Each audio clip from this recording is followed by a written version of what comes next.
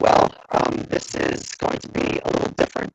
This is not another episode of Revealed Apologetics, but it might as well be, since it is on my YouTube channel and my Facebook page. I'm going to be interviewed by Michael Robinson, who is an author. He's an apologist, and he's written many books at a very popular level, very accessible to folks on presuppositional apologetics applied to various religions, atheism, agnosticism, things like that.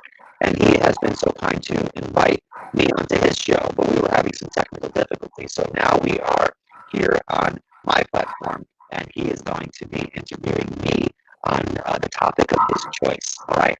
So without further ado, I'd like to introduce Mike Robinson, and for his purposes, you can introduce me to your audience. Fantastic, Eli. It's so good to have you. And for my audience here on Cross and Crown Radio on YouTube and the Gospel Truth podcast, it's so great to have Eli. He's a apologist and theologian, and he's become one of the best apologetic interviewers around. I kind of kid and call him the Precept Joe Rogan, if you will. Obviously, he doesn't throw all the curse words out, but he's really a good interviewer. I mean, he's interviewed, as you've probably seen your followers, so many different scholars and apologists and theologians. It's great.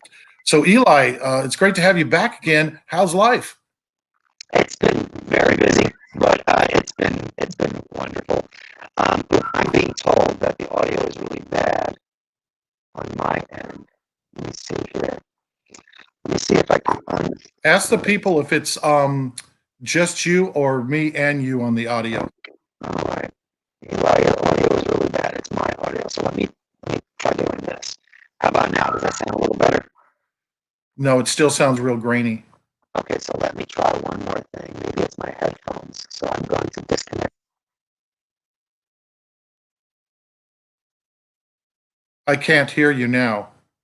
It's silent on your end. Still silent. I'll let you know when I can. Right. How about now? There you go. Perfect. Not much better? Much better. Okay, it's probably because of the headphones that I had on. All right. Do you mind if we start the whole show over, or is that a hassle? Well, we can start here, and I can send you the video, and you could edit it on your end and just remove this part if you'd like. Okay. Yeah, we'll just continue then. So we don't have to do any of the intro. So you said, I asked you, how's life? I don't know if our audience quite heard that yet. Yeah, things have been very busy. As folks know, I'm also a middle school, high school teacher. I'm a youth director, and I do YouTube. So it takes a lot of time and, of course, preparation.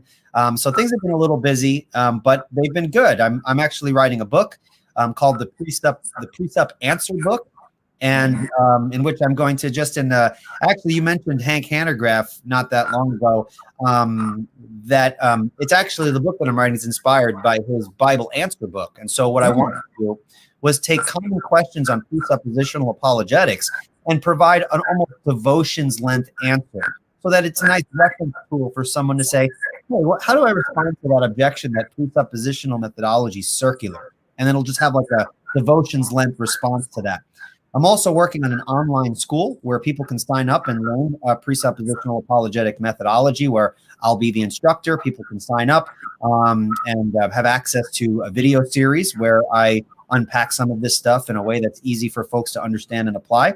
And that's going to be on the platform of my upcoming website, which we are currently in the process of hopefully launching maybe within a month or so. So all of that is in the works. So things have been really busy.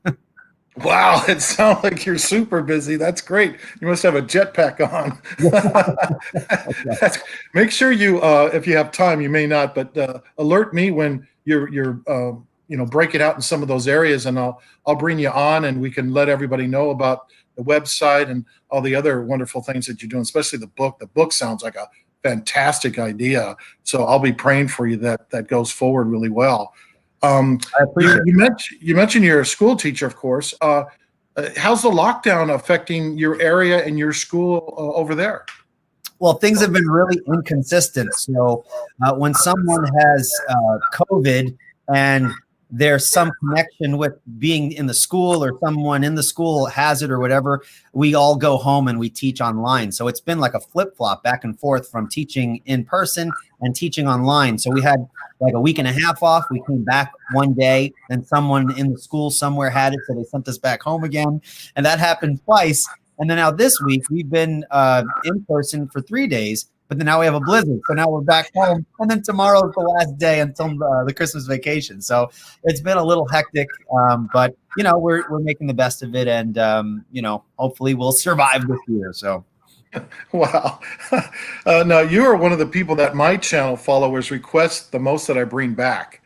And I think because of a few things, at least by reading their comments and just understanding your ministry. Number one, you're really good at breaking down difficult concepts and ideas in ways that help non-specialists and non-scholars understand. And so that's a wonderful gift. And I know it's also one of your goals. What inspired you to do that, to have that kind of approach?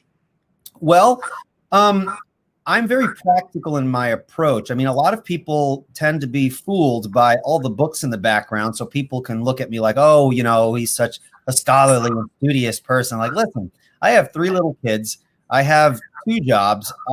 And most of my learning, while I've glanced over many of my books, has been through audio exposure, lectures and things like that, because I just don't have the time to sit down and open up a book. And so when I read a book, I read with the intention of answering the specific question that I'm bringing to the book. I don't have time to learn the ins and the outs of Cornelius Van Til's, you know, upbringing and the different schools that he went to before.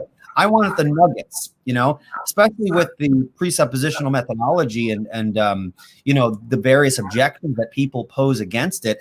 I want to know, how do I respond to this objection, or how do I understand this or that argument without having to read the entire, you know, vast literature on the topic, because I just don't have the time. And so when I finally get a grasp on what I'm looking for, my goal is to get that information to the average person so they don't have to plow through all of the literature, which if they can, that's great. But not everyone has that, you know, the time to do that. And because that's the case with me, I'm very sympathetic towards that. And I'm a teacher. So I part of my training is to break down complicated concepts and simplify them. And so I try to do that to the best of my ability. Well, Precept has always needed that, and it's really good that you're doing that. Now, before we get really deep in the apologetic issues, I have a question, just a quick question on the election and so forth. But what do you think about this seemingly false election of Biden and the growing power of the progressives? How do you think that's going to affect apologetics? Should apologists and evangelists do something different in the ministry with unbelievers, with this in mind, with the growing power the progressives have? Well, I can't really speak to whether this election has had any fraudulent issues behind it, because I haven't been following that aspect of the narrative that's been going on. However, when people are in power and certain organizations are able to kind of have a platform to promote certain views that are anti-biblical, then yeah, I think that can pose a challenge within the context of apologetics, as certain social agendas are being pushed. That's going to require us as Christians to really be able to engage what people are talking about at various levels of society, whether it's at the popular level or, you know, if it's at the level of the media and politics and things like that. And that's just that is not something new that Christians are challenged with. I think that apologetics and living a consistent Christian worldview perspective requires us to apply biblical principles to those areas of life. And so whether if it was Biden or Trump or whoever is elected, I think the Christian is called to apply the Christian worldview consistently in whatever realm we find ourselves in. So it may be a little more challenging in the upcoming years, but given the endurance of the Christian faith throughout history, I think the Christian worldview and many Christians who are seeking to honor Christ in everything that they do, I think they're quite up to the challenge, and we should encourage others to be up to that challenge as well. I agree. Now, you got your degree at Liberty University in theology. So how did you discover, I don't know if I've heard this on your videos directly, how did you discover the work of Van Til and Bahnsen? Yeah, well, my exposure to the presuppositional school of thought is probably similar to a lot of others, in that the first time I ever heard of presuppositional apologetics was in the Gordon Stein Greg Bahnsen debate in 1985. And again, because I was already exposed to the more evidential and classical methodologies, there was something very unique about the presuppositional approach in that it was very much grounded in scripture. Now, there was philosophical language in Bahnsen's presentation, to be sure, and there's most definitely philosophical language found in the work of Cornelius Van Til, but the principles out of which that language came out of was very firmly grounded in the authority of scripture, and I really resonated with that. It was unashamedly a Christian defense. I thought it was fascinating that Bahnsen sought to defend not some specific item of the Christian worldview, but he sought to defend the Christian worldview as a worldview system. And that was another way that I never really thought of, engaging in apologetics in that way. So that piqued my interest. And so I began to devour the works of Dr. Bahnsen. And then, of course, by extension, you hear of Van Til, and who's this Van Til guy? And, I began to read the books written by Van Til, and the rest is history, I suppose. Wow. I lived in Las Vegas when I first heard about Bahnsen, and it was 1996. He died in December 95. I'd never heard of him at all. I lived in Southern California just down the road from him without obviously knowing him because it's a huge place. So now I'm in Las Vegas, and a friend turns me on to, like you said, the Bahnsen-Stein debate. And I go, wow, this blew my mind. And he had all these other tapes, that's how old this was, of Bahnsen and all of his lectures and stuff. So we're just devouring it. We go, we got to go down to his church, right? Now, this is 96. We did not know that he died. So when I heard that he died, after hearing dozens and dozens of his tapes, it's like, whoa. So it hit me in a very personal way because I couldn't go down to his church and see him, which would have only been about 5 hours away from Las Vegas. So that was really interesting for me, but it really brought me, and I'm similar to you in some ways, obviously, in the evidential end of it, that I started as an evidentialist, working on college campuses and universities and demonstrating Christianity's truth from the evidence. But once I got Bahnsen, I didn't chuck the evidence, even though I know Bahnsen and Van Til never said to, but a lot of people thought that. And I know you've discussed that on your YouTube channel. How does evidence fit in with the system of Van Til and Bahnsen and some of the other precept scholars? Yeah, this is a very common misunderstanding of the presuppositional methodology, especially when someone comes from the more evidential and classical perspective and they see the value in the presuppositional approach. They're kind of torn between this dichotomy of, well, the presuppositional approach seems interesting and there's some value there, but these other arguments that I've become familiar with, arguments like the cosmological argument or the teleological argument or the moral argument, those more traditional proofs that are very popular in the apologetic literature, I don't want to give those up because I see value in those as well. And so you have the person kind of torn back and forth, it's either or.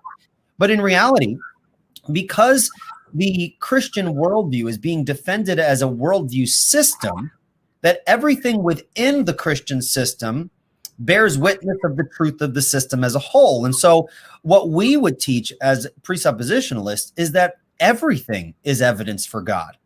And if everything is evidence for God, then we can appeal to anything as evidence for God. The difference is that when we appeal to the evidence, we try to avoid two evils, two intellectual evils. And this is highlighted in the work of Greg Bahnsen and Van Til. I'm not sure they refer to it as the twin evils, but I do. And I like it. These are the two things that the presuppositionalist who seeks to defend the faith in a way that's consistent with his commitment to Christ, these are the two things that they want to avoid at all cost. And they want to point out when these things rear their head, both in the unbeliever and most especially in the apologetic methodology of the believer. And that is the hidden assumptions of neutrality and autonomy. Neutrality being that we can talk about facts completely independent of our worldview commitments, and we kind of just follow the facts where they go. That's a neutral approach. It's kind of a nobody knows as of yet mentality. And then there is this idea of autonomy, which the word literally means self-law. And so we are a law unto ourselves. Our reasoning capacity doesn't really rely on the resources of divine revelation, but rather within the ability of the believer, of the person's mind, they can just by pure reason just reason themselves up to, knowledge acquisition, right? And so we want to avoid that because, number one, it's impossible to actually function in those categories. No one is really neutral. And given the fact that everyone's made in the image of God, no one is actually autonomous. But when we pretend that we can be neutral or autonomous and autonomous, then not only do we destroy the strength of our own perspective, but we're actually functioning in mythological categories. That no one is neutral. No one is autonomous. And so the presuppositionalist will take the evidence and these various arguments, and instead of present them in a way that assumes the possibility of neutrality and autonomy, they'll present them in a way that's more consistent with their broader worldview commitments. And so we can formulate a cosmological argument, a teleological argument within the context of a worldview system that doesn't cater to the pretended neutrality and autonomy of the unbeliever. That's a fantastic point, and that's what I really got out of it. Because when I got saved, I was 19 years old. I was a professional minor league baseball player. My life was perfect. Great family, money, everything I wanted. And all of a sudden, I walk in this 7-Eleven store late at night in Van Nuys, California, and this long-haired Jesus freak guy comes up to me and says, "If you died tonight, would you go to heaven or hell?" I was an atheist. I said, "I don't know. I don't care. I just get this Hershey bar and milk." And right there, he showed me my sinful nature and gave me the gospel. I got saved right at the counter of a 7-Eleven. So I get saved at 19, and I'm thinking, wait a minute here. What did I do? And so I'm putting my autonomy in place here, not knowing what you had just said is being true. And so I went home. I go, okay, if this thing is true, if there's evidence for it, I'm all in. If it's not, I'm going to do my own thing and have a great life. So my dad had a large library. I investigated every single world religion I could come across. I even went to a Jewish bookstore and said, I'm about to become a Christian. I'm half Jewish. Give me all the reasons why I shouldn't become a Christian. And they couldn't give me anything. Give me a book called You Take Jesus, I'll Take God. I read that. It was very, very weak. And so I remember one night I was surrounded by books, sitting on my floor, surrounded by stacks of towers of books, and thinking and crying out to heaven, wow, there's all this evidence and proof I never knew, right? And so my evidential heart was so pleased, thinking I could be the judge, and I shouldn't be the judge. But that's how my inclination was, just put all this in. But we should never, ever put God in the dock. God is God, and there is no autonomy, like you said, and these things are so powerful. And that brings me to the next question is, and it may just kind of piggyback on what you just said, or maybe you go in a different direction. What are some of the most important aspects of Van Til and Bahnsen's thought that you think? Well, what drew me to them is really their commitment to Scripture. I mean, a lot of people will argue, well, we can't assume the Bible's true. And there's just something about that just doesn't sound very Christian. I mean, and a lot of evidentialists will speak this way. It's like, well, you can't assume the Bible because that's the very thing we're trying to prove. And so they'll have something else put in place with regards to their ultimate authority. And what drew me to Van Til and Bahnsen is that the way they presented the Christian faith just seemed more consistent with what I see in Scripture. Now, granted, you don't see the Apostle Paul or John or the disciples or Jesus speaking of transcendentals and presuppositions and things like that. There's no denying that Bahnsen and Van Til definitely spoke in philosophical categories that were alien to Scripture. But that's because, and I appreciate this, that's because Bahnsen and Van Til were speaking in the context in which they found themselves in. Van Til was interacting with, Barthian theology and, idealism. And so he spoke in their language, but the soil out of which he spoke was grounded in principles that I think are very much biblical, and include the supremacy of God and his revelation, the necessity of God's triunity, and how we should consider God as the grounding and foundation of our being and knowledge itself.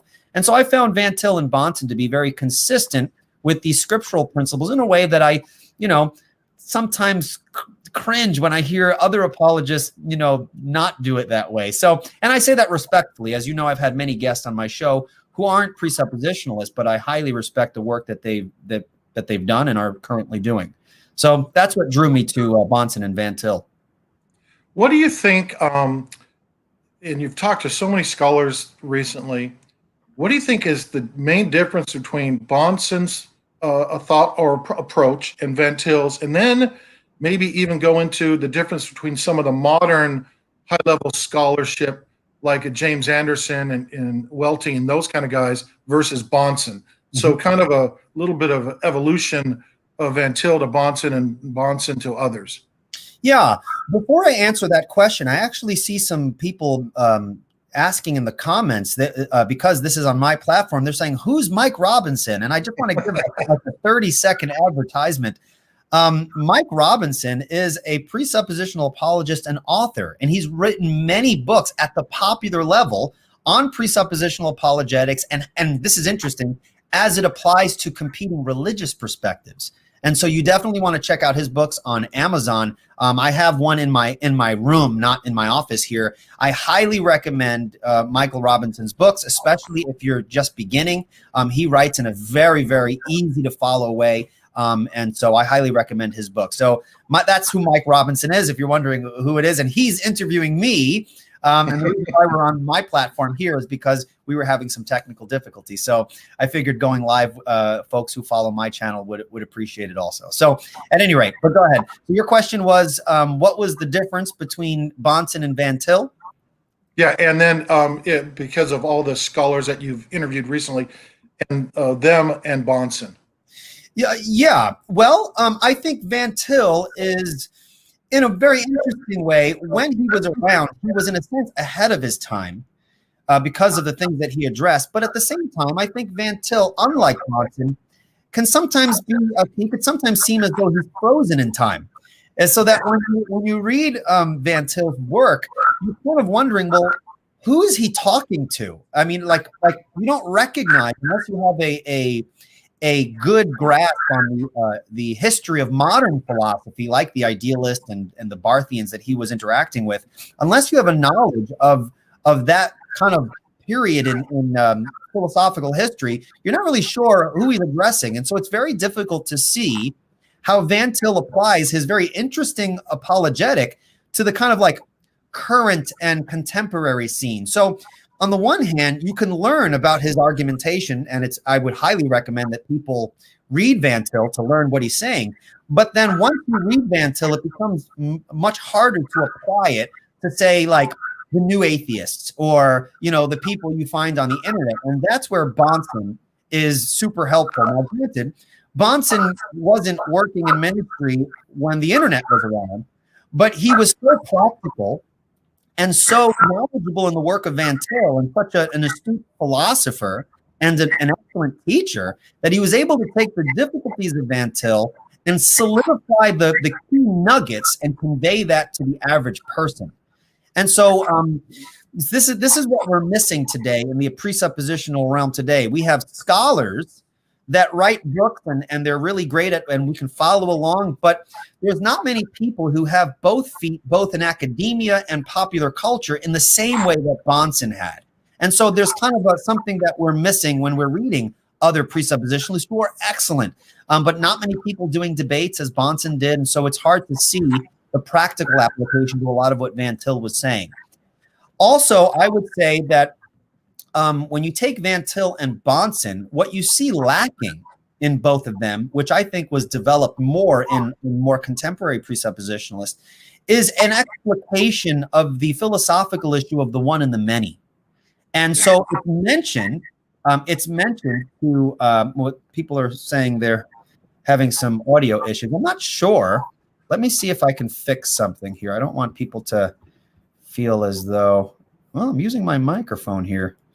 You sound good from my perspective. Not perfect, but pretty good. Yeah.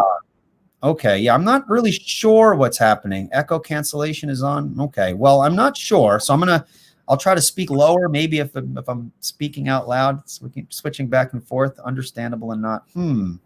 Not sure what's happening there. I've never had that problem using this before. try plugging in headphones. Well, I was using headphones, and that's when good point, yeah. the issue there. So let me see if I go on my YouTube channel and see how the audio sounds. Just give me like 10 seconds. Sorry, it's helpful. People helpful in the comments. They let you know.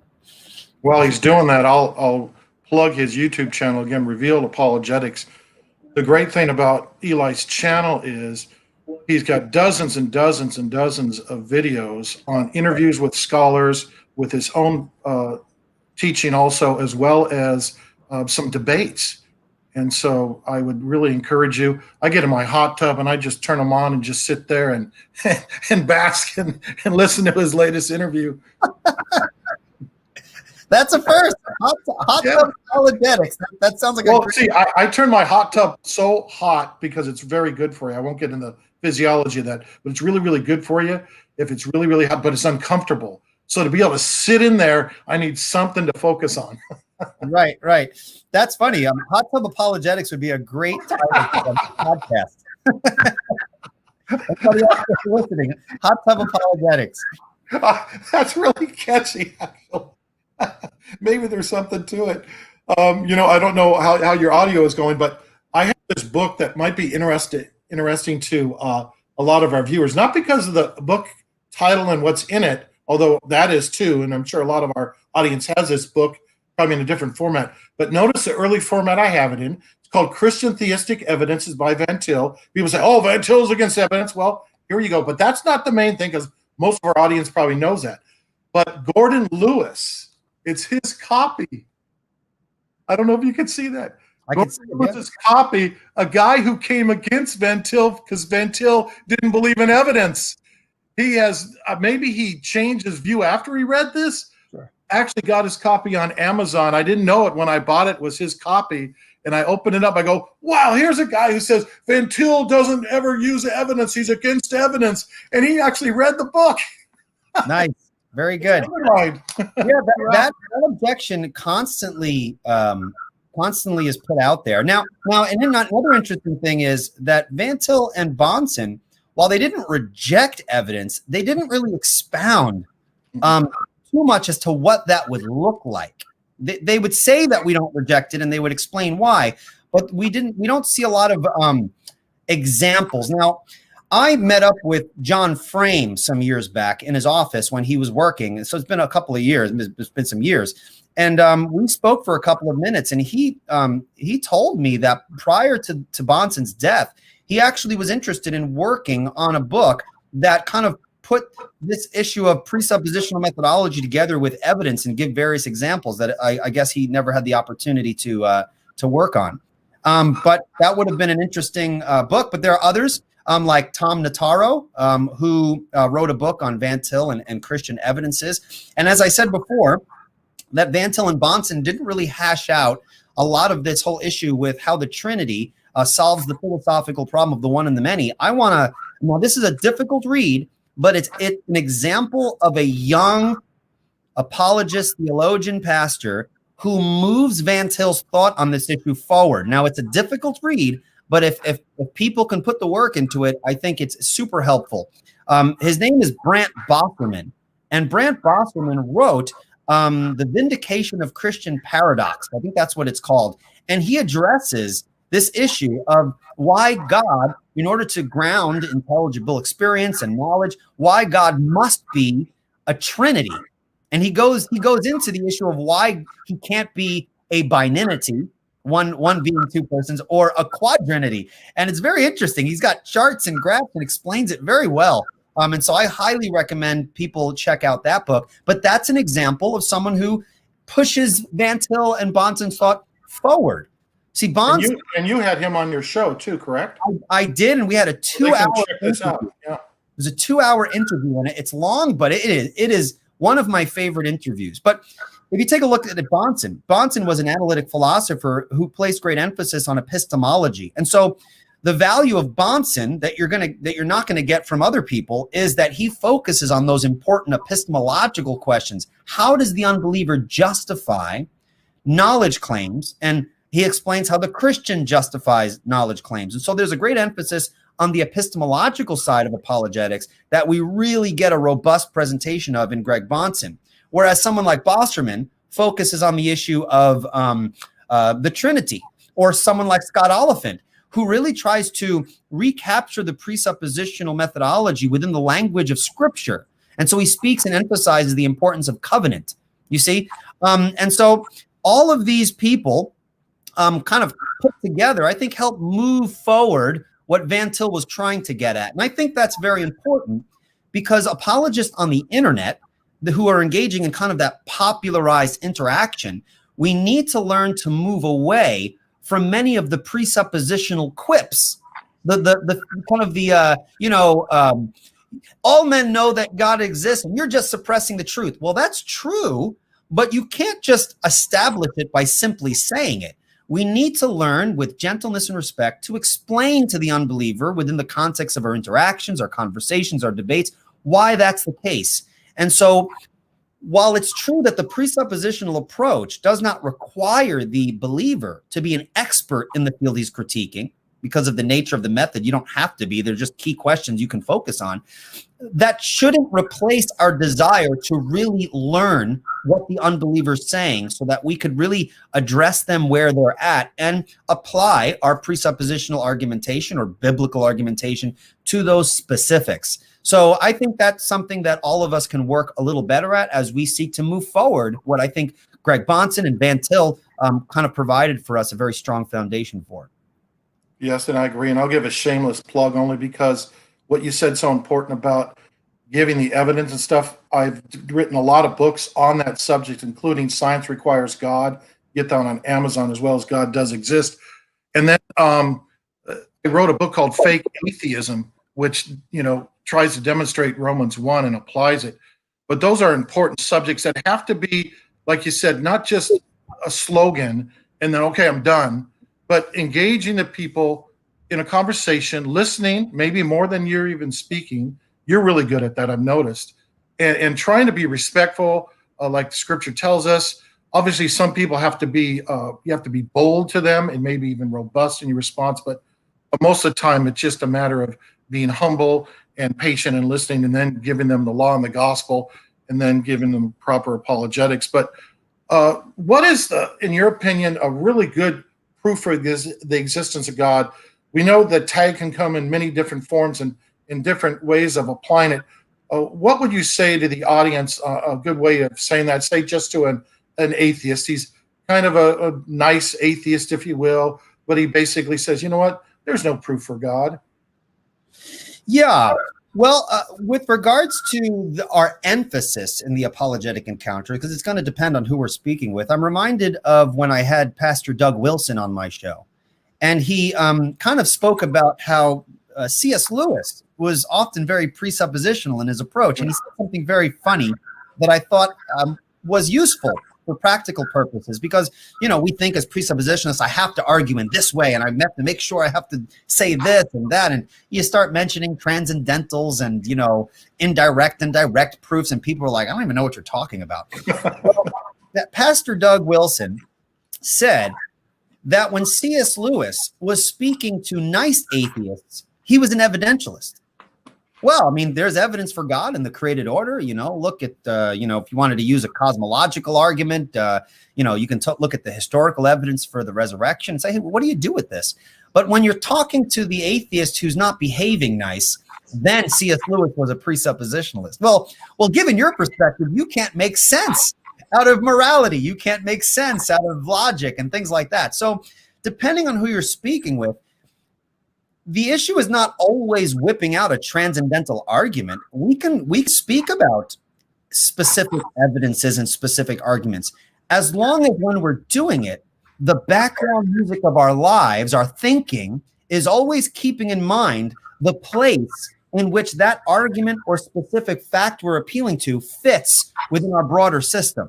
And so we're always keeping our antennas up, and our warning antennas, so to speak, when we're engaging in argumentation that is assuming that neutrality that we want to avoid, or that autonomy that we want to avoid.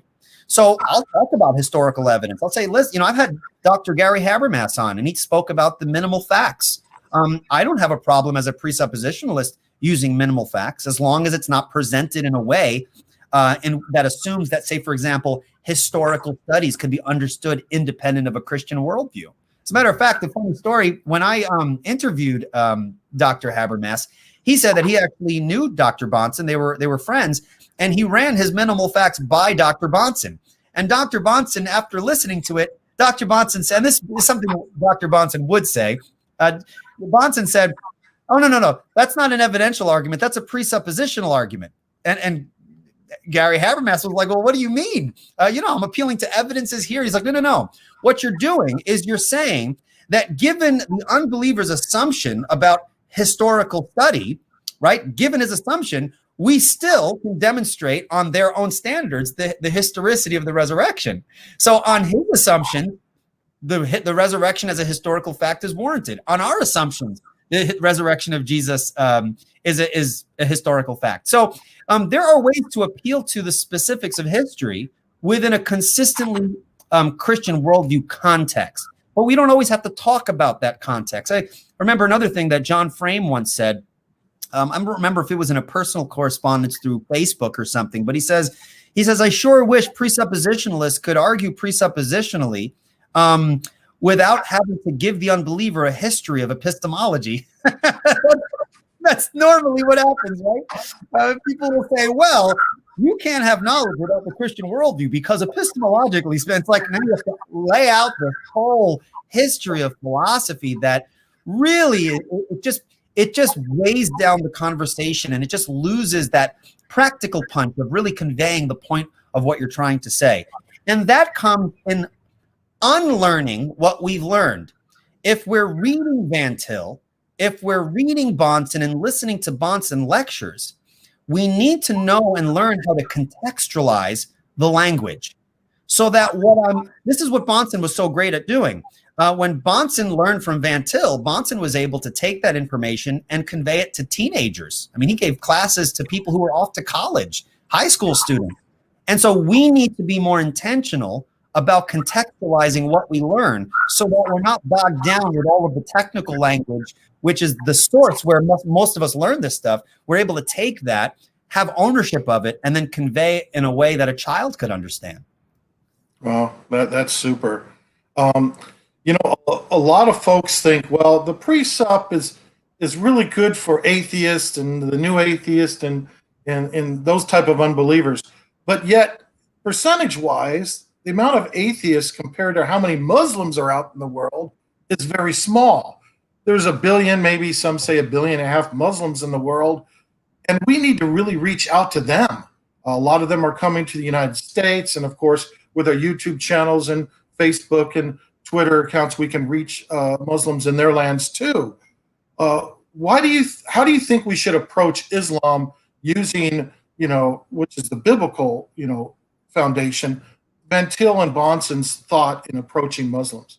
Yeah, I think that you bring out a great point. There tends to be an overemphasis upon atheism, while the percentage of atheism here in the States, at least, is not as large as many people might think. I don't remember the exact percentage. But the reason why people focus on them is because they're so loud, so to speak. And I don't mean that pejoratively.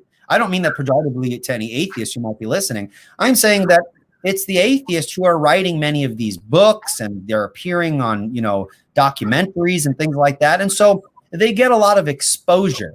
And that's why, and you're more likely here, depending on the context, you're more likely to run into an atheist than a Muslim, depending on where you are.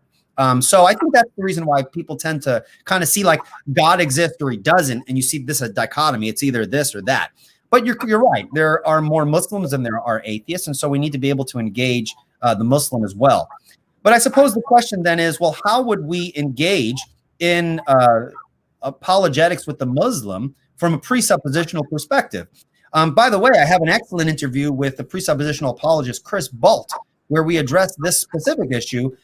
Literally, the episode's entitled "Presup Applied to Competing Religions." Okay, and of course, people could avail themselves of Mike's books, which he addresses this as well.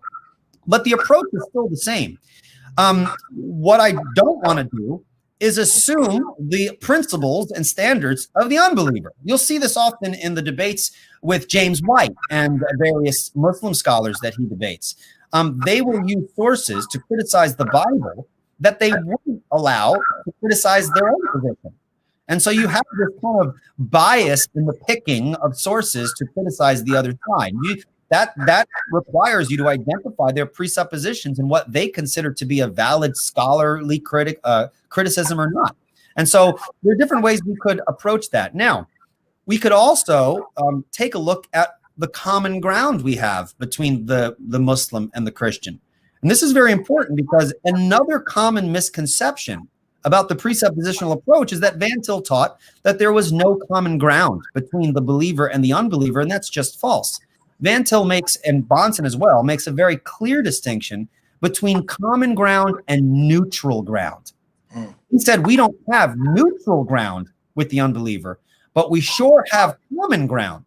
And what is that common ground? That common ground is God's ground, and it is the very fact that the unbeliever with whom you're speaking is created in the image of God. And so there is always a point of contact with the unbeliever. Now, one common ground that we have is that we both believe in some sense that the Bible is authoritative. Now, of course, the Muslim doesn't accept all of the scriptures that the Christian would accept, but there is a point of contact. And so you could, and I think James White has done this beautifully. By the way, I think it's James White's birthday today or yesterday or something. So if he ever watches this, I know he has watched a couple of these videos. So happy birthday, Dr. White. At any rate, what he would often do is point at that point of contact. Well, if we believe certain aspects of scripture is authoritative and we agree, well, let's work with that. You know, if the Quran teaches us that we are to test the revelation that Allah has given in light of what God has given prior to that, then let's find the parts where we agree that Allah has given prior and see if Muhammad meets the standard. And as you'll find, and of course I can say this in passing, but as you'll find, there is a great inconsistency between what God has revealed beforehand and what we are now learning, given what Muhammad is teaching with regards to God, who Jesus is, and things like that. And so it's very interesting that on the one hand, the Muslim will tell us that we should test the Quran based upon what has gone before, right? But then when we appeal to what we know about Jesus, and which has come before Muhammad came along, then we're told that we can't trust that it was conveyed accurately. So then now, which is it? On the own Muslim standard, we're to test. But when we use the sources to test, they said it's been corrupted. So now the Quran is telling us to test, but the very means to test it is now not available to us because they're telling us our sources have been corrupted. So again, assuming the truth of their position, we can't actually follow what their position requires us to follow. And so now we're relegated to just accepting on a bare authority claim that everything we believe about Jesus in the New Testament is wrong with regards to his deity and the purpose why he came and things like that. So there are different ways we could approach the Muslim. You could also approach the Muslim philosophically, okay? To my understanding, some Muslims believe that Allah is so omnipotent that he's actually able to lie.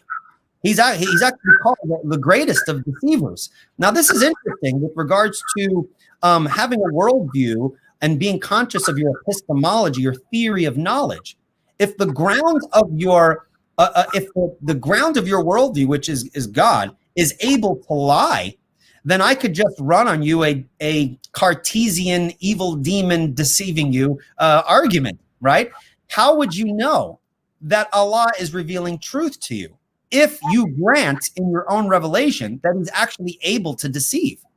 You see, any argument you give, I can just say, well, he could be deceiving you. Oh, well, he wouldn't do that. Well, maybe that's another deception, you see. Now, within the Christian world, someone say, well, how do you know God's not deceiving you? Well, in Christianity, given the truth of the Christian system, it's impossible for God to lie.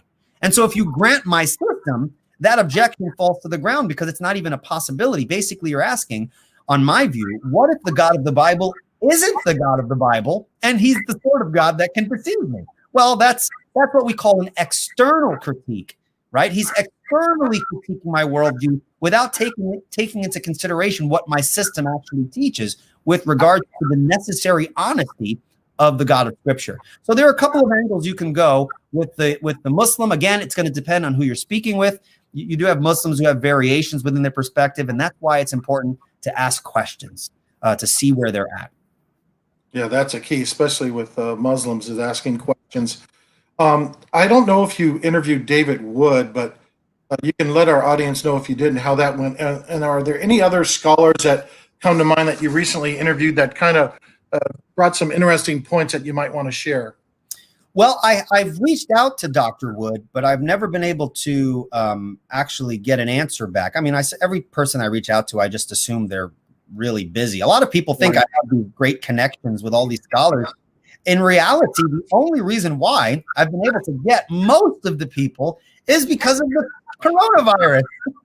Everybody's home. So they're like, hey, Dr. Elephant, are you, are you open for an interview? Like, okay. I mean, I'm home. So, it's been helpful in reaching out to getting people on. But I know people who know Dr. Wood, but I haven't been able to actually get him on, unfortunately. Anyway, your other question was before you get there, Eli, I could give you a little possibility. Anthony Rogers, he does a lot of work with David Wood. Okay. He's busy too, but he's sometimes available. I did an interview with him. He was a pastor in the church that I led in Las Vegas. Very high scholar, and he might be a good one to interview if you have a chance also. His name's Anthony Rogers. He's got his own YouTube channel as well as working. I think I follow him on Facebook. Maybe I will reach out to him. Yeah, he's a really nice guy, sharp guy, and that's something you might want to. But go ahead. Well, there is one person I would really love to interview, and I did reach out to him, but he was busy at the time. He responded, and so I waited a few months and reached out to him again and haven't received a response yet. But I really want to interview Lane Tipton. Lane Tipton worked with the Reformed Forum, and if people are familiar with that YouTube channel, very, very Van Tillian. It's kind of an extension of Westminster Theological Seminary, which was where Van Til taught. So they're very knowledgeable in the Van Tillian tradition. So I would really love to interview him because he is another leading presuppositional scholar and really knows Van Til well. And he actually offers a free course on Van Til at the Reformed Forum .org or .com. And I'm actually in the process of taking that course just to brush up on the Van Tillian background and idealism and stuff like that. But anyway, I want to interview Lane Tipton, and I haven't been able to get him. Who else is there? And Camden Busey, who is also Reformed at Reformed Forum. So hopefully, if they ever watch this, I'd love to interview them and pick their brains. And I'm sure it would be super helpful and useful for people. But what was the other part of your question there? I don't remember. I forget too. But yeah, Reformed Forum, they do some good work. And I hope that you get some of those guys. I do know that one reason a lot of the scholars, obviously God's sovereignty with this COVID and all that, obviously helped in a practical sense. But I think like Hank Hanegraaff even said this about you. He says that you're a very good interviewer, that you let people speak, even though when you disagree with them and you push back a little bit, you always do it respectfully. So I think that that's a big part of why a lot of these folks also. So hats off to you on that. What's your assessment after talking to the Clarkian? And I'm like you in the sense that I'm pro Gordon Clark, but I use his work like, and I hope this doesn't sound bad because it's not in the same category, but kind of like I would do an unbeliever's work in philosophy or ontology or theology or epistemology. I'll read their work and say, okay, here's some truth, but it has to go in the Christian worldview. It has to be on the foundation of the ontological trinity. Gordon Clark's work I've used the same way, even though obviously he's a strong Christian, a wonderful man of God in many ways. I remember going to Southern California and there was this bookstore and it had like 2 rows of Gordon Clark's books. This was in the 1990s. I bought up every title I could. Very good stuff. What's your assessment after speaking to that gentleman? It was a very good conversation, very respectful. Yet there was a lot of good nuggets brought out there. What's your assessment of Gordon Clark's work now after talking to that nice Clarkian guy? Yeah, you are referring to a recent interview that I did with Pastor Doug Dauma. And the first time I heard Pastor Dalma speak was at Covenant Seminary. There was a lecture he gave, and I listened to it through a podcast. And I thought he had a really great grasp on Gordon Clark, who is really one of my favorite Christian philosophers, not because I agree with him, but you will find that it is so refreshing to read Gordon Clark for his clarity. Yes. He's so clear. Now, I love Van Til, but I mean, Van Til, you read Van Til and you're just like, oh my goodness, like, I think I know what you're saying, but like, why couldn't you just say it a different way, bro? You know? And so it can be difficult. So when you read someone like Van Til and you read someone like Gordon Clark, there is a stark difference in the clarity with which they're speaking. Now, after talking to Doug, and we've had some correspondence in the past, he's an excellent guy, and we definitely appreciate each other's differences and similarities. The interview was not for the purpose of, say, like convincing me of the Clarkian position. I was a Clarkian for a short time. But the problems I have with the Clarkian apologetic is it's fideistic. And this is what is hoisted upon the Van Tillian school. Oh, well, Van Til was a fideist. That's not true at all. Well, you have to just accept as an axiom the presupposition that God exists and that's it. And you argue from that act. There's no way to demonstrate the truth of your presupposition, right? In my debate with a popular atheist on YouTube, Tom Jump, he said, well, you can't prove your presuppositions. Don't you know what a presupposition is? Right? And I was like, well, I'm a presuppositionalist. I hope I would know what a presupposition is. But the common conception is that a presupposition is so elementary that those are just starting points. You can't actually demonstrate that your presuppositions are true. And this is sort of in line with what Clark was saying. He starts with an axiom. The Bible is God's word. And from that axiom, he would argue that you can build a consistent worldview system that answers the problems of philosophy. And so a good worldview is going to be logically consistent, and it's going to be able to answer those big worldview questions. And so Gordon Clark was a master at constructing a system.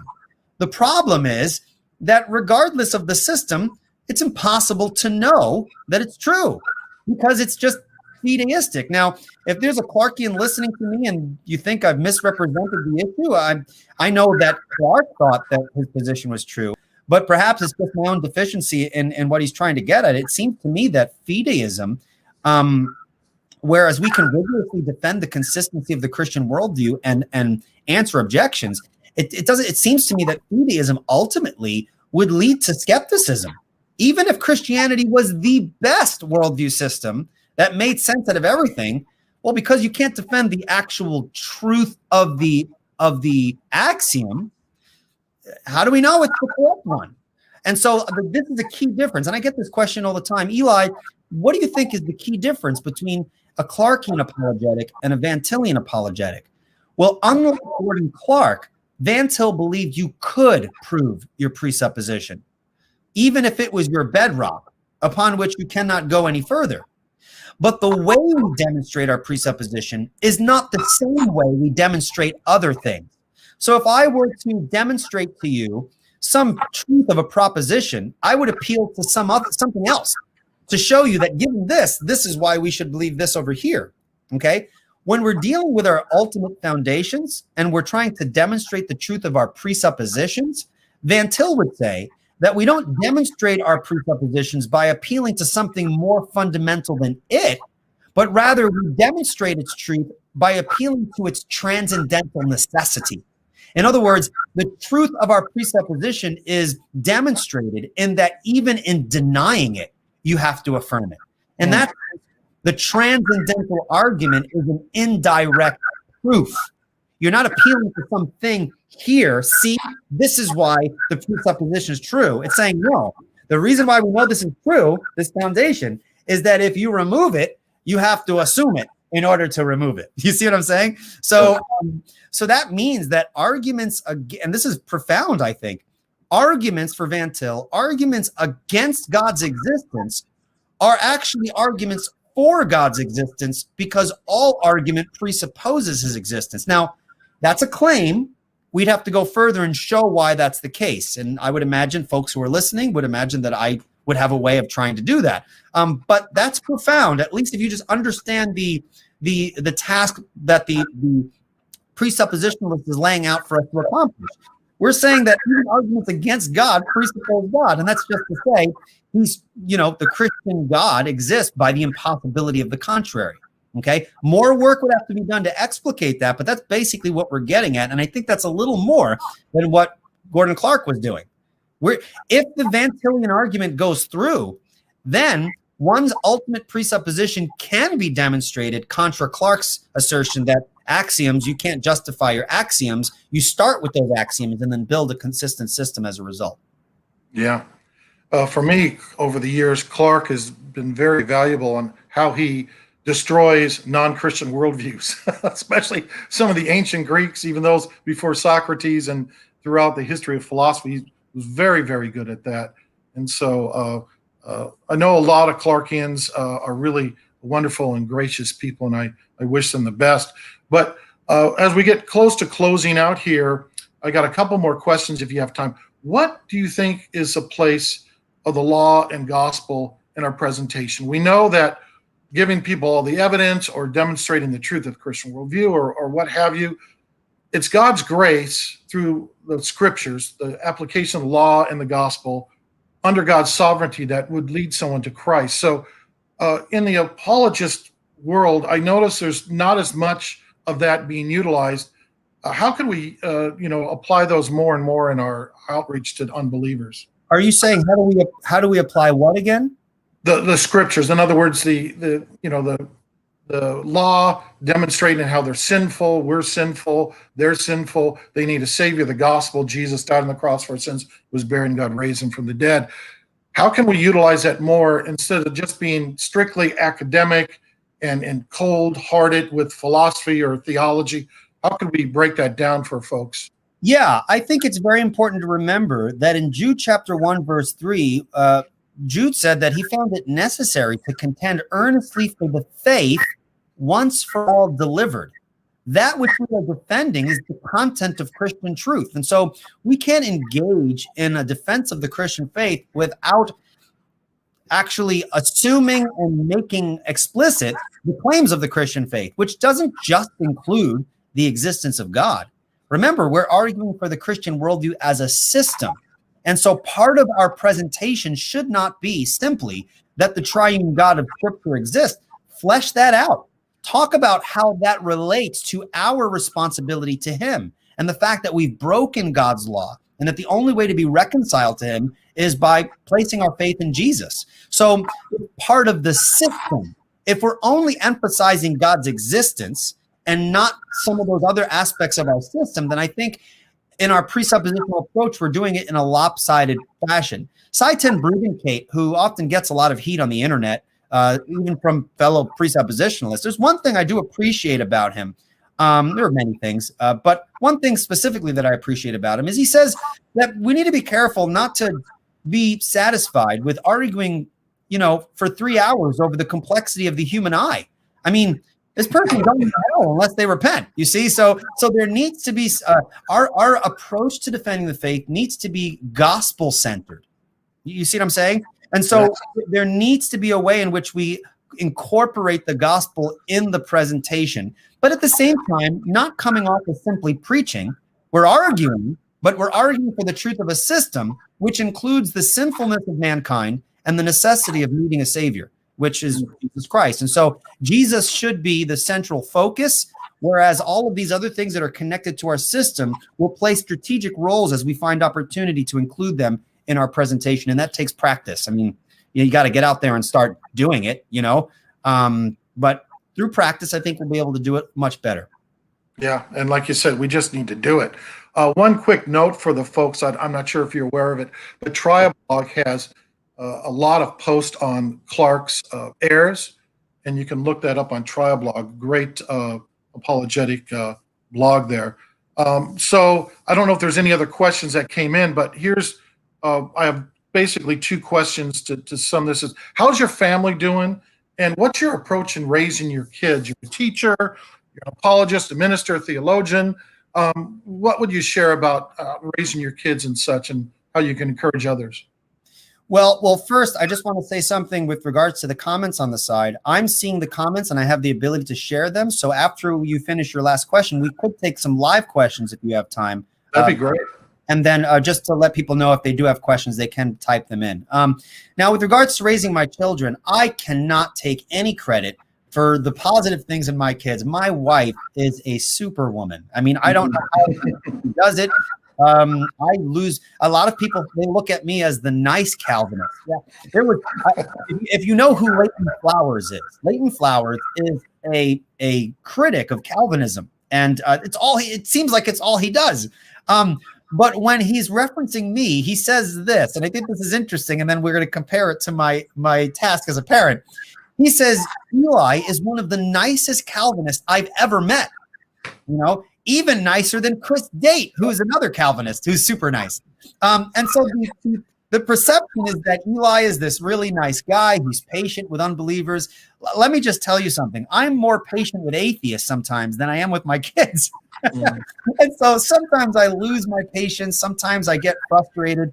And my wife is just so good at balancing me out and taking some of the stress off. Where we're living, it's kind of tight. It's easy for me to get kind of, sometimes I get a little claustrophobic or my mind's always thinking and I just want, a free second to consistently think of something. And I get very frustrated all the time. So I can't take the credit for, the wonderful job that my wife is doing. But what I can do is glean from what she does and give you advice. Okay. So let me just say this. My wife is really good at incorporating the Bible into the lives of the children, more so than myself. And one of the deficiencies I have is that I tend to be overly intellectual. And so when my wife asks me to explain some question that my kid asks, I know the answer to the question, but I just can't find the words to say it in a way that a 6-year-old could understand. I'm not gifted in that area. Maybe a teenager, but what does it mean for God to be everywhere? How do you explain that to like a 5-year-old? That's really hard. So, and anyway, my wife makes everything into a song and she acts everything out. She'll often have my daughter stand on a stool and sing a Bible verse. And so the kids will remember a Bible verse, or she'll incorporate it in some story that she's telling, or the books that she reads. And she makes everything very theatrical so that it's really fun, and we have nothing against, going on YouTube and finding Christian kids songs and playing it in the house and having the kids dance around and sing the songs. On Sundays, our kids really love YouTube, so they'll watch a lot of these kids shows. But on Sunday morning, my wife says that, no YouTube in the morning except Christian shows and Christian music, because Sunday is the Lord's Day. So she'll, my son loves superheroes. Can I watch Spider-Man? She goes, nope, it's Sunday morning. And so they have to watch something that is, biblical for kids. Maybe it's worship music, or maybe a kid's Bible show or something like that. And so inserting these things at different points in the week and just being strategic about it, I think she's really good at doing that. And I think folks can learn from that. Well, that's terrific. What a wonderful helpmeet the Lord's given you. I'll just throw a couple things at our audience, because this is really important as we see the progressives ascending, at least seemingly in power right now. We really need to raise up little disciples in our homes. For me, the results kind of speak for themselves. 4 kids I raised. They're almost all grown and out of the house except for one. They all married strong Christians, including some ministers in the church. And they avoided all the horrible things that a lot of kids tend to fall into. And part of this, they were in Las Vegas. So you can imagine the temptation. Yet what I did, and I'm not... The devil lives. I'm not some superhero or super dad, but what we did was we knew that little drops on a stone at some point will make a hole.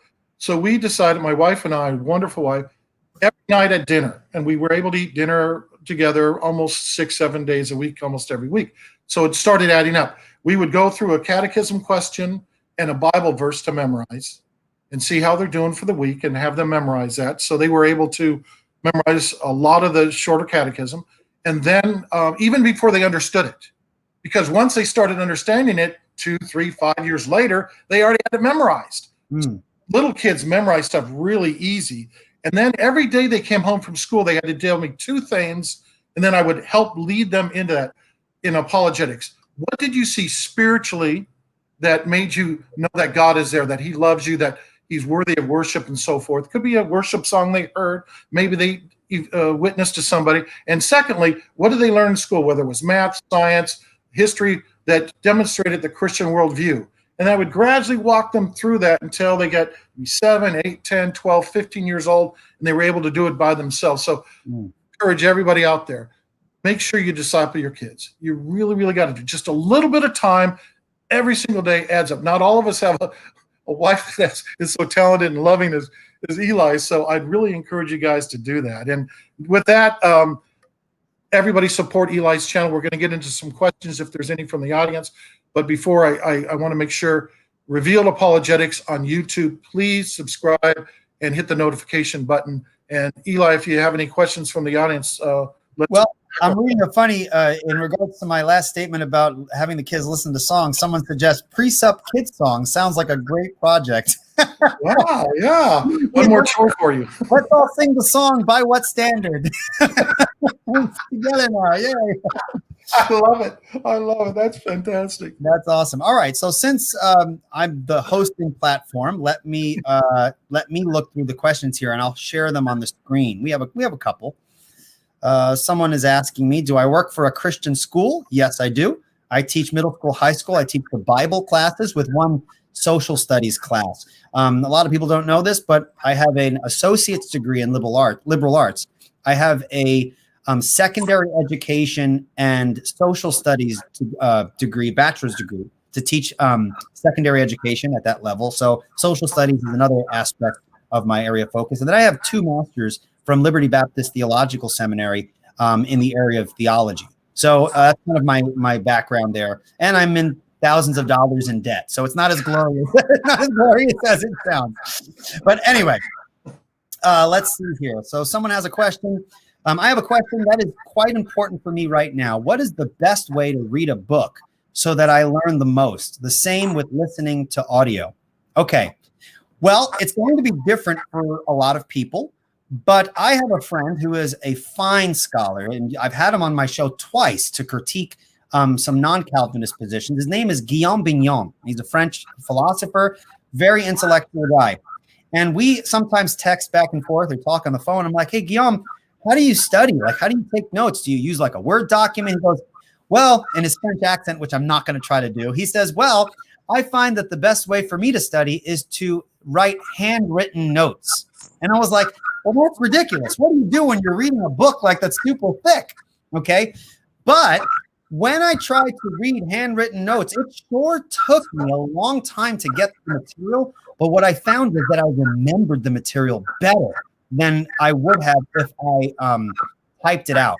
Now, I can't impress this upon you enough. There is just something magical about writing something down that it just burns into your mind.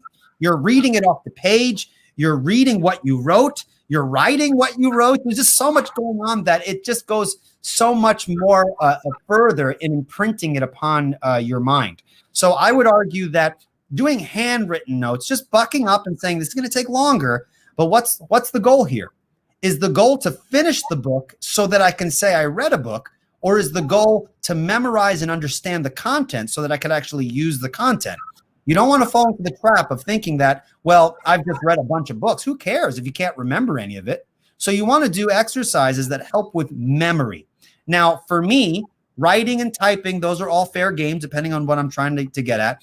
But I think that's helpful. Audio, most of my learning of presuppositional apologetics, at least, has been through audio. So I've listened to so much audio that the things that I listen to become the background music of my mind. It's just almost like listening to a song that I remember the lyrics, okay? And so when someone says, well, there's no evidence for the Christian worldview, and then, a bunch of evidence that I have been playing in my mind because of what I read it's accessible because it's just the background music, right? It's kind of like when you hear a song, you can almost anticipate the next word in the song. You need to allow the Christian worldview, Christian truth, scripture, theology, the apologetical and philosophical stuff you're reading. It needs to become the background music of your mind. And that takes work. It takes training. And so that's a good way to whatever's going to cater to that goal is a good way to study, in my estimation. Okay. Same thing with audio, listening to audio, pausing it and writing something down. I mean, it's an issue about being intentional, right? A lot of people will open their Bible and say, okay, I read a chapter of John. I'm done studying. Well, wait a minute. There's a difference between reading and studying. I would challenge you to get either a computer out or a pencil and paper and actually jot some stuff down, because that allows you to engage the text in a way that just simply reading it won't do for you, unless you have like a photographic memory, which most of us don't have. Okay, so that's a really good question. Any thoughts on that, Mike? Yeah, I still am a speed reader, and so I can go through a book in about an hour or two, except Van Til and Kant. Those two guys would always put brakes on my speed reading because of their writing style. But what I would do is I would put little stickums and pages that were really essential. And like you said, I would write little things on the side of the page, because I have these books for me. They're not for somebody else later. So I want to be able to access what I read and know what I read. And like you said, it really helps when you write it out. For some reason, you remember them better. And so that's what I would do. And I would make sure that I pick books that are really important. And so most of my books were nonfiction. And I was able to do that for 30 years, read one book. That helped me start writing in 2005 and writing over 40 books because I read all those other books. And so it really, really helps. And so I would encourage people, make sure, though, you always read the Bible at least 2-to-1 over any other book or audio. Mm-hmm. Audio, like Eli is like, most people were really, really busy. We don't have much time. I'm not a speed reader. Audiobooks are such a godsend. Listening to YouTube in your car or someplace. At the bank, oh, look at this bank line. Oh, my. No, don't complain. Say, look forward to. That's what I do. I look forward to lines because now I got my book out or my audio out and I can listen to it. So that's all I have to say on that. All right. Here's a question. Can you give your comment on Bahnsen on Anderson, that even an unbeliever, a pantheist, or an atheist may use Anderson's method for warrant in their beliefs when they are apparently contradictory? Well, to be perfectly honest, I don't remember. I apologize. I mean, I see apologetics. I'm apologizing. That's a different kind of apologetic. I'm apologizing. I don't remember the specific comment that Bahnsen had on Anderson. But what I do sense in Anderson's argument in another context, if you listen to my interview with him, you'll actually see a facial expression that I make when he says something, which kind of just gave evidence of a little disagreement. So I would say that Anderson is a presuppositionalist. He uses the transcendental argument well, but he says that he only tries to defend that which he thinks he's able to defend. And so he was actually saying that he would like to see someone defend the Christian worldview as a package deal, in the way that some often overstate the argument. So I don't want to speak for Dr. Anderson. I mean, he's a fine scholar and definitely knows more of the literature than I do. But it seems to me that his transcendental argument seems to prove, if anything, a sort of generic deity. He uses his argument from logic. That's my opinion. I might be misunderstanding something. And so if that's the case, I would disagree. And I would argue for a more holistic approach. Now, again, I'm not an expert in Anderson, so I do apologize if I've misrepresented him there. But if anyone is interested in Anderson's position or Bosterman's position on Anderson, you want to pick up Bosterman's book. There is a section on there where he talks about James Anderson, and you want to check out Dr. Anderson's blog, Analogical Thoughts, which is excellent, which actually has a link to my interview with him on there as well. So I hope that's somewhat helpful. Let's see here. Let's remove that. We've got just a couple more, and then we'll end it here. Yeah, you got to go through the comments as well as the questions. So I have to scroll through it slowly, but we're almost towards the end. Yeah, here's a comment here. Nate says if you can get a hold of What Do You Mean, which is another YouTube channel, Apologetics channel, or Apostate Prophet, you'll be able to get in touch with Dr. Wood. I've actually been trying to get in touch with What Do You Mean? I forgot his real name, but he makes these short videos that respond to non-Christian memes. It's a brilliant way of offering critique on what folks are saying in popular discussion.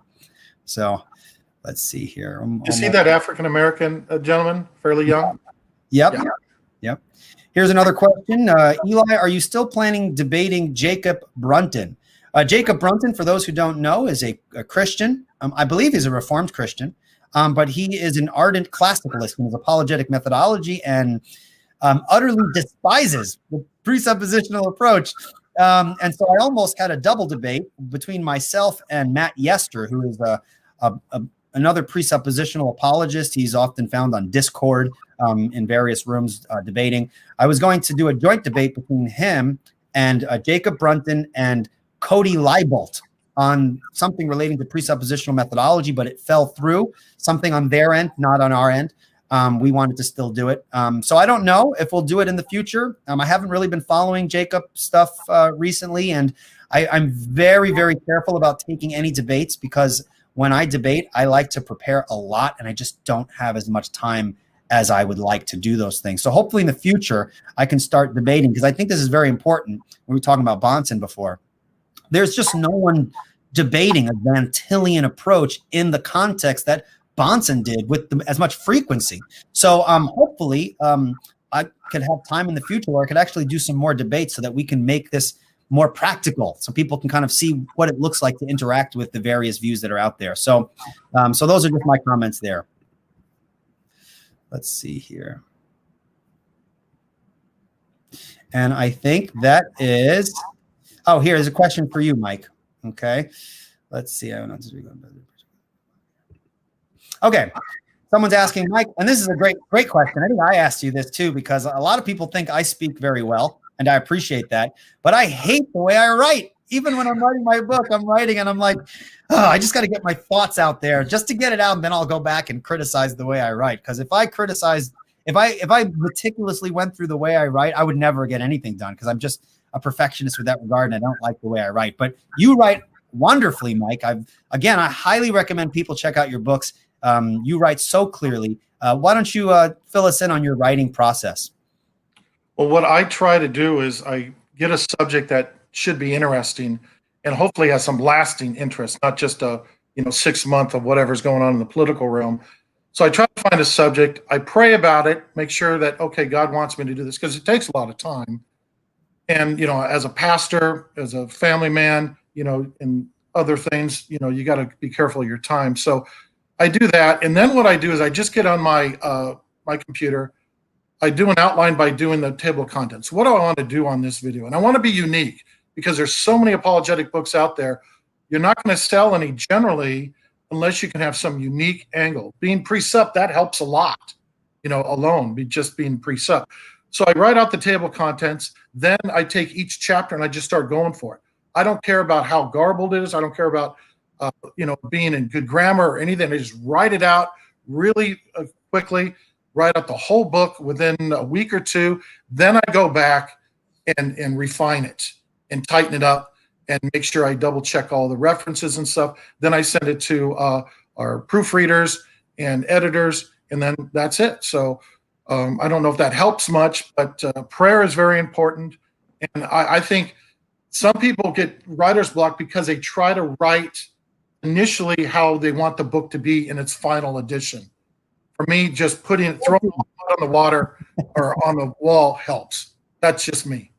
Well, that's super helpful because that's something I do. I want, like, how do I want this to be at the end? And I forget it's a process. And so that what you just said is super, super helpful. So you write a table of contents. Do you outline the chapters, or do you just have the title of the chapter and you say, I'm just going to write about how I would just address the title of that chapter in various angles? Do you outline and then write based on an outline, or is the table of contents simply your outline?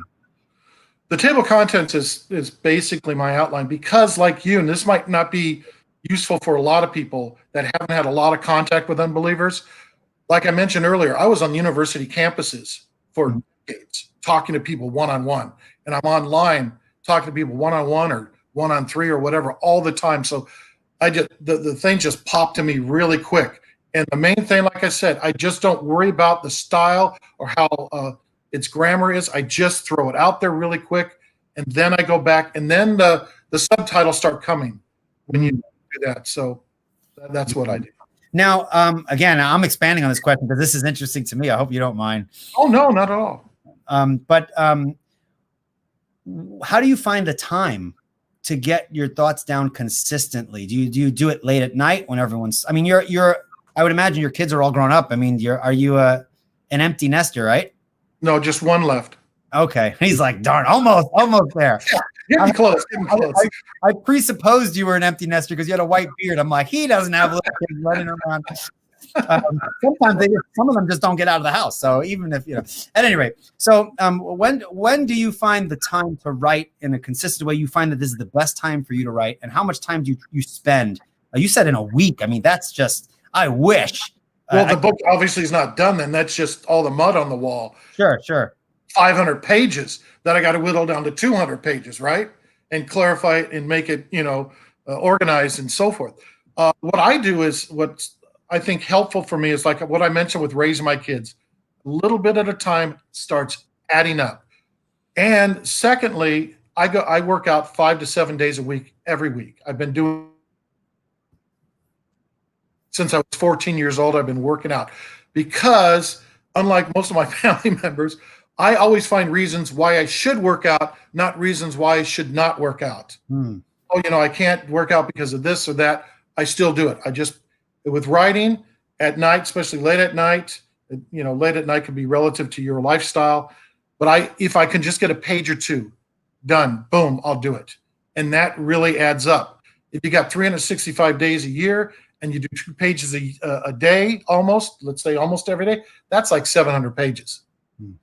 I love when people put it into perspective because you're like, wait a minute, but I could write a page a day. Like, it's so doable that in our minds we create these obstacles. Now, how do you overcome your writer's block? Like sometimes I'm like, my brain feels so mushy, but I finally have the time. The kids are done screaming, they're in bed, and my mind just feels like blah.